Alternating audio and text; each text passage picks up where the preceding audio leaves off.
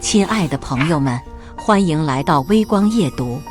5年前，我亲手把婚房首付换成了床底下的金条，亲戚笑我疯了，女友骂我自私到不配结婚，父母红着眼说就当没生过我这个儿子。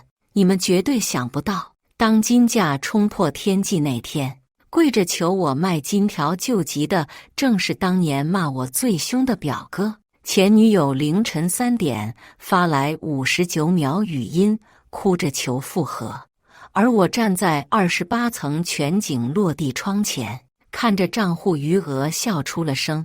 在全世界都叫我傻子的时候，我就知道这场豪赌赢得最惨的从来不是黄金。接下来开始我们本期故事，记得点击订阅并开启小铃铛。一声轻笑，带着毫不掩饰的嘲弄，从我那个刚买了新房，脸上洋溢着人生赢家光芒的表哥嘴里发出来。他端着酒杯，斜睨着我：“小凡，不是哥说你这脑子真不知道怎么想的，28了还不买房？你看看现在谁家还没套房？房价一天一个价，再不买，以后你连厕所都买不起了。刺耳，非常刺耳。今天是家族聚餐，我爸妈把我硬拽来的。我知道来了就是被教育的现场，尤其是我刚刚做了一个惊世骇俗的决定，我不买房。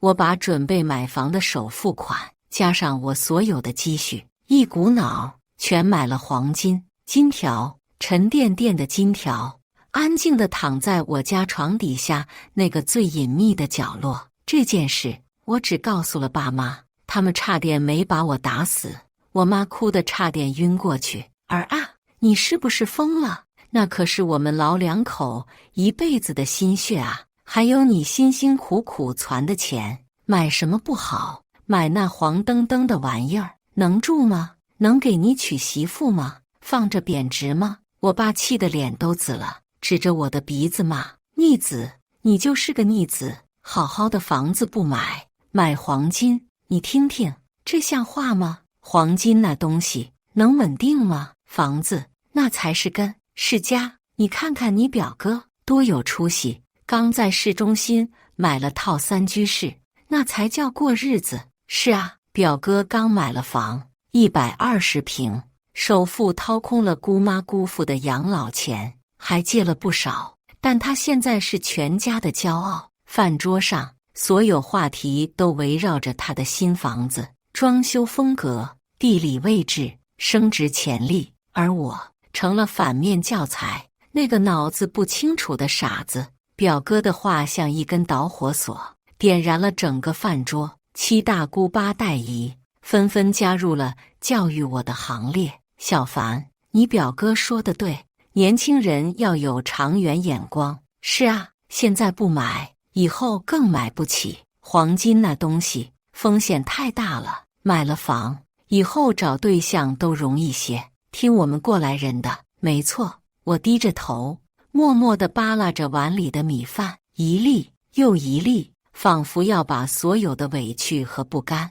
都随着米饭咽下去。我为什么不买房？5年前的那个夏天，楼市热得发烫，所有人都在谈论房子，仿佛不买房就是对不起这个时代。我也去看过房，拥挤的售楼处，销售唾沫横飞地描绘着未来的蓝图，不断上涨的房价数字，焦虑，我感到了前所未有的焦虑，仿佛再不挤上这趟车，就会被时代彻底抛弃。爸妈催，亲戚劝，女朋友也旁敲侧击，但我心里总有一个声音在提醒我，不对劲，非常不对劲。那房价涨得太离谱了，像一个被吹得越来越大的气球，随时可能砰的一声。我查了很多资料，国内的、国外的，经济周期的、货币政策的，我越看心越沉。我看到了历史上无数次泡沫破灭的先例，然后我注意到了黄金，那个被视为老土、过时的投资品，在避险情绪升温、全球放水的大背景下，他似乎在暗暗积蓄力量。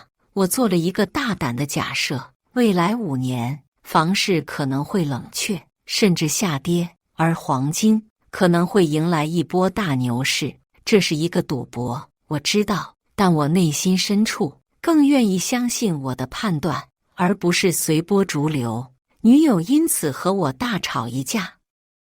周凡，你是不是根本没打算和我结婚？别人家男朋友都想着买房给我们一个家，你呢？拿着钱去买那些冰冷的金子，你让我怎么跟我爸妈交代？你太自私了。最后我们分手了，爸妈对我失望透顶，亲戚朋友是我为异类，我成了孤家寡人，只有那些沉甸甸的金条无声地陪伴着我。饭桌上的批斗大会还在继续，表哥还在炫耀他的新房，等我装修好了，一定请大家去暖房。到时候小凡你也来，看看什么才叫真正的投资。他语气里的得意像针一样扎人。我放下筷子，抬起头，迎上他轻蔑的目光。我笑了笑，好啊，表哥，到时候一定去。不过我顿了顿，看着他，5年后我们再看看谁的选择是真正的投资。说完，我站起身，爸妈，各位长辈，我吃饱了，公司还有点事，先走了。没等他们反应过来，我转身就走，留下一屋子错愕和鄙夷的目光。走出饭店大门，外面的阳光有些刺眼，我深吸一口气。5年的时间，我不知道我的判断是否正确，但我知道我必须坚持下去，即使全世界都认为我是傻子，我也要走自己的路。要么我输得一败涂地，要么我让他们所有人都闭嘴。日子像白开水一样过着，波澜不惊，却也暗流涌动。我依旧在原来的公司上班，拿着不高不低的薪水，租着城中村的单间，每天挤地铁上下班。生活似乎和我做出那个疯狂决定之前没什么两样，但有些东西悄然改变了。我和家人的关系降到了冰点，爸妈很少主动给我打电话，每次通话都以你那黄金怎么样了开头，以爱。当初要是买了房结尾，亲戚聚会我能躲就躲，躲不过去就假装自己是透明人，听着他们讨论谁家孩子又升职了，谁家又换了新车，谁家房子又涨了多少万。表哥的新房很快装修好了，气派豪华。暖房那天场面盛大，他特意给我打了电话，小凡，今晚来哥家吃饭啊，让你开开眼界。语气里的炫耀毫不掩饰。我去了，推开门，满屋子的人，觥筹交错。表哥被簇拥在中心，意气风发。看到我，他招了招手，小凡来了，快进来，看看哥这房子怎么样？120平，南北通透，黄金地段。姑妈在一旁帮腔，是啊，小凡，这房子买得太值了，这才几个月又涨了20多万，当初让你买你不听，现在后悔了吧？所有人的目光都聚焦在我身上，带着同情，带着惋惜，带着一丝不易察觉的幸灾乐祸。我笑了笑，挺好的，表哥，真不错。我的目光扫过那些昂贵的家具，华丽的吊灯，心里却异常平静。我不知道为什么，也许是床底下那些金条给了我底气，也许是我内心深处依然坚信自己的判断。接下来的2-3年，楼市确实还在惯性上涨，虽然涨幅渐渐放缓，但足以让那些买了房的人继续沉浸在资产增值的喜悦中。表哥又换了辆新车，宝马，50多万，朋友圈里晒得飞起。同学聚会，他成了当之无愧的焦点。周凡，你现在怎么样啊？有老同学关心地问我。还那样，混日子呗。我耸耸肩，哎，你当初就不该那么倔，要是买了房，现在身价也翻了，跟嫂子也不会分手了。是啊，如果我买了房，也许生活会是另一番景象，但我没有，我选择了另一条路，一条不被看好的路。黄金的价格确实有所波动，有时涨，有时跌，甚至有段时间跌破了我的买入价。那段时间是我最难熬的时候，爸妈的电话更加频繁了，语气里的焦虑几乎要溢出来。儿啊，要不算了吧，趁现在亏的不多，赶紧卖了，拿剩下的钱看看能不能在郊区付个小户型的首付。听妈一句劝，别再降了。我看着手机屏幕上绿色的数字，心里不是没有过动摇。我是不是真的错了？我是不是真的辜负了所有人的期望？我是不是真的就是一个傻子？深夜，我睡不着，悄悄拉开床板，拿出其中一根金条，冰凉、沉重，在微弱的灯光下散发着幽暗的光芒。我摩挲着它，感受着它的质感，心里那个声音再次响起：再等等，再坚持一下。黎明前的黑暗总是最难熬的。我开始更深入地研究全球经济、新闻、报告、各种数据。我发现了一些不易察觉的信号：全球债务规模在不断扩大，地缘政治风险在加剧，通胀的幽灵似乎开始在全球徘徊。避险这两个字越来越频繁地出现在我的视野里，而黄金作为最传统的避险资产，它的价值似乎正在被重新评估。我把金条放回原处，盖好床板，躺回床上，心里渐渐平静下来。我告诉自己，周凡，你要相信自己的判断，你要耐得住寂寞，你要扛得住压力。这条路是你自己选的，跪着也要走完。时间来到了第4年，空气中弥漫着一丝不同寻常的味道。楼市那个曾经不可一世的巨人，似乎开始显露疲态。先是各种调控政策密集出台，限购、限贷、提高利率，然后是成交量的萎缩。以前门庭若市的售楼处渐渐变得冷清，中介门店也开始出现关门的现象。房价虽然没有立刻暴跌，但上涨的势头彻底停滞了，甚至一些之前涨得过快的区域开始出现小幅回调。那些曾经天天在朋友圈晒房价上涨的朋友渐渐沉默了，取而代之的是一些抱怨：哎，这房贷压力太大了，每个月1万多的房贷压得喘不过气，早知道当初就不买那么大的了，房价也不涨了，感觉白辛苦了。表哥也变得低调了许多，不再像以前那样天天把我的房子挂在嘴边。有一次家庭聚会，我无意中听到姑妈和姑父在角落里小声争吵：都怪你，当初非要买那么贵的，现在每个月还贷，家里的开销都快跟不上了。人家小凡没买房，我看日子过得也挺轻松。姑妈的声音里带着一丝悔意。那一刻，我心里有一种复杂的感觉，不是幸灾乐祸，而是一种果然如此的平静。与此同时，黄金市场开始显露出峥嵘，国际金价悄无声息地突破了一个又一个关口。一开始只是小幅上涨，媒体报道也不多，但关注的人渐渐多了起来。我每天都会查看金价，看着那个红色的上涨箭头，我的心跳会不自觉地加速。但我没有告诉任何人，我依旧过着简单的生活，挤地铁、吃快餐，没人知道我床底下那些沉甸甸的金条正在以惊人的速度不断增值。变化是在不知不觉中发生的。有一次，一个平时关系还不错的同事神神秘秘地凑过来：小凡，问你个事。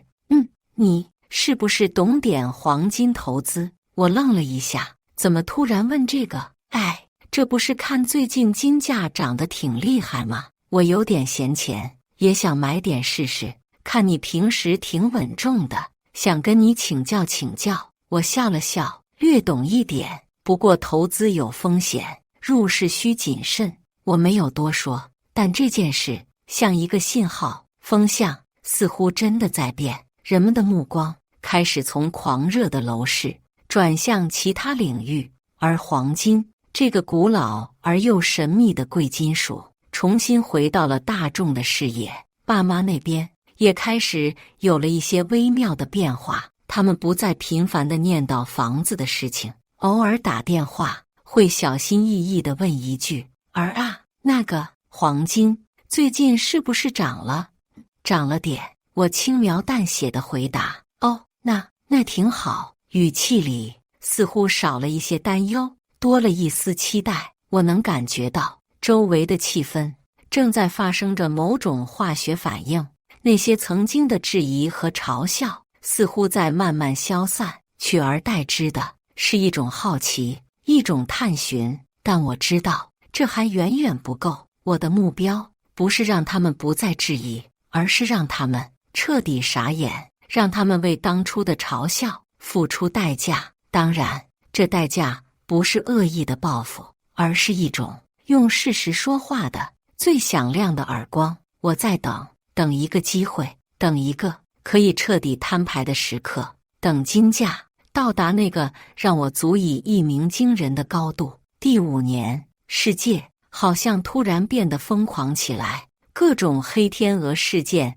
接踵而至，全球经济陷入动荡，避险情绪空前高涨，而黄金如同脱缰的野马，开始了令人瞠目结舌的飙升。每天早上醒来，第一件事就是打开手机查看金价，屏幕上那根鲜红的 K 线几乎是垂直向上的，一个个整数关口被轻易突破。媒体开始铺天盖地的报道，黄金价格再创新高，100年一遇的黄金大牛市，持有黄金的都赚翻了。周围的人彻底不淡定了，办公室里讨论黄金的声音取代了昔日对楼市的谈论。天哪，又涨了，简直是印钞机啊！后悔啊，当初怎么就没买点？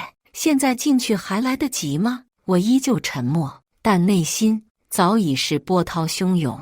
我算了一笔账，按照现在的价格，我当初投入的那些钱已经翻了一个我之前想都不敢想的数字，足够我在这个城市全款买下好几套像表哥那样的房子，甚至更多。我感到一种压抑不住的兴奋，一种即将扬眉吐气的畅快。这5年的隐忍，这5年的煎熬，这5年的孤独，似乎都将在这一刻得到补偿。但我还是忍住了，还差一点，还差一个完美的舞台，一个可以将效果最大化的时机。机会很快就来了，年底又是1年1度的家族聚餐，地点还是在那个熟悉的饭店，还是那些熟悉的面孔，只是气氛和5年前截然不同。饭桌上没人再提楼市，没人再炫耀房子，取而代之的是唉声叹气。哎，今年的生意太难做了。是啊，经济不景气，挣钱不容易。我那房子挂了半年了，降价都没人要，房贷还得按时还，愁死人了。表哥坐在那里，脸色有些憔悴，全然没有了5年前的意气风发。他那辆宝马车据说也因为资金周转不开，低价卖掉了，换了辆普通的代步车。姑妈和姑父也显得苍老了许多，眉宇间是化不开的忧愁。我到的时候，大家都已经差不多到齐了。看到我，所有人的目光都有些复杂，有好奇，有探寻，甚至有一丝羡慕。我平静地坐下，和大家打了招呼。饭局开始，气氛有些沉闷，大家有一搭没一搭地聊着。终于有人把话题引到了我身上，是我的一个堂叔小凡。听说你前几年买了黄金，他问得很小心，所有人都停下了筷子，目光齐刷刷地看向我，空气仿佛凝固了。我放下筷子，点了点头，买了点。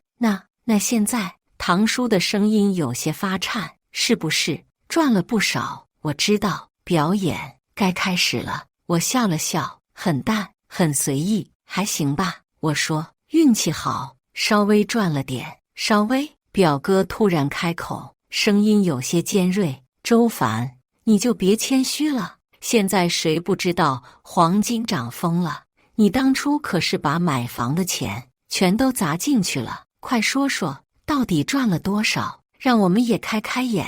他的语气里带着一种酸溜溜的味道，还有一种不甘心，一种试图证明你只是运气好的挣扎。所有人的眼睛都亮了起来，充满了期待，期待着一个具体的数字，一个可以满足他们好奇心和想象力的数字。我看着表哥，看着他那张因为嫉妒而微微扭曲的脸，心里突然觉得有些好笑。5年前，也是在这张饭桌上，他用同样期待的目光看着我，期待着看我的笑话，期待着我为自己的愚蠢而后悔。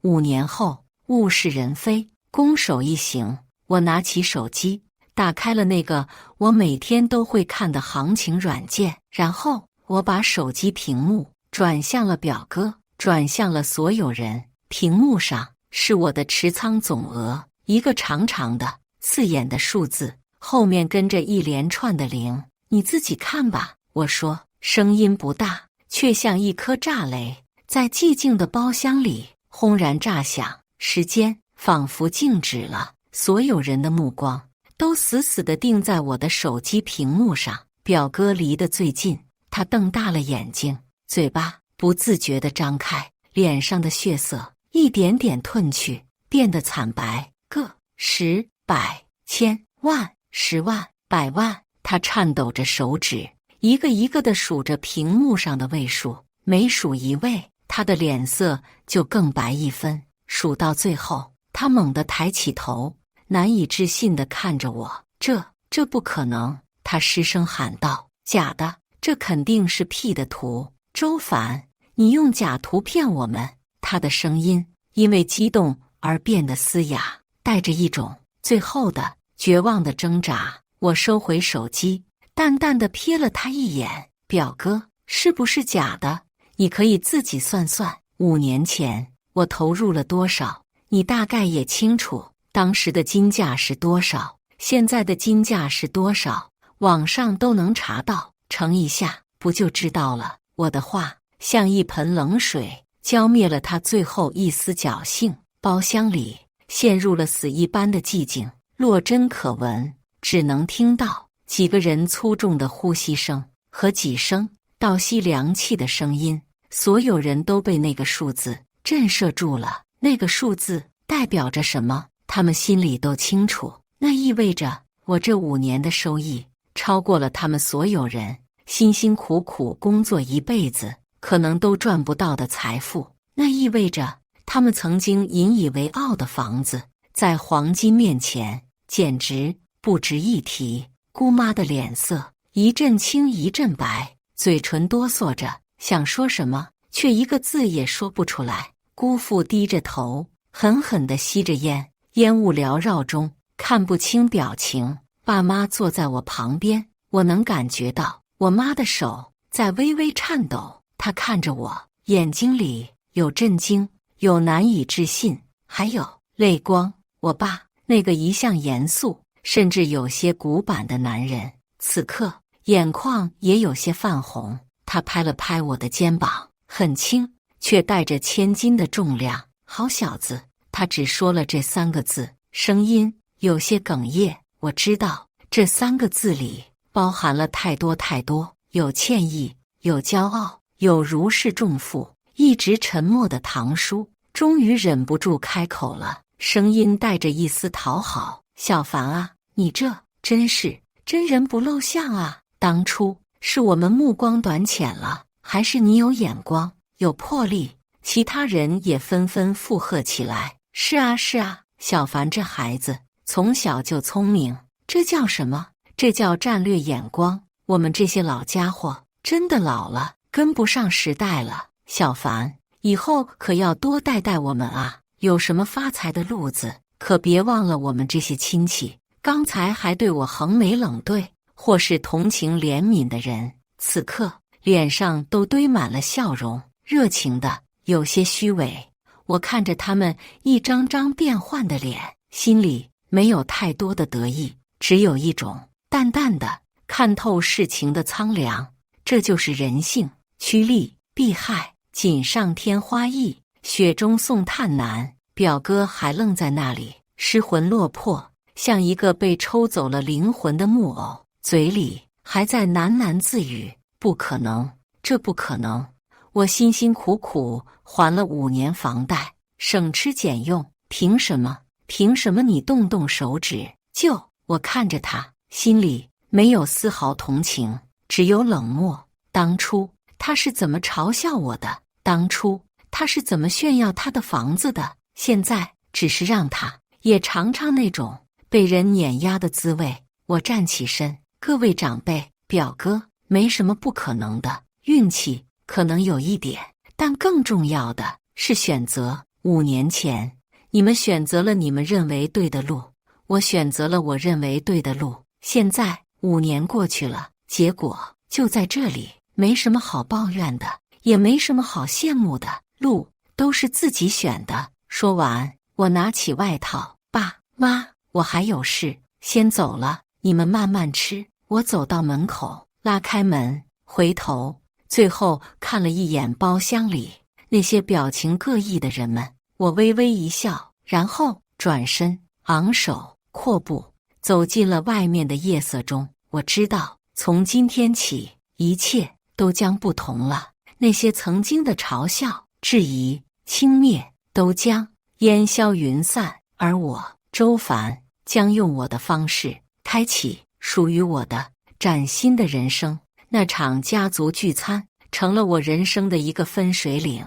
在那之前，我是亲戚眼中的傻子、异类、失败者。在那之后，我成了有眼光、有魄力、人生赢家的代名词。变化是显而易见的，爸妈的态度180度大转弯。老妈现在看我，眼睛里都是光，天天变着花样给我做好吃的，逢人就夸我家小凡啊，出息了，早就看出来了，这孩子有主见。我心想，妈，5年前你可不是这么说的。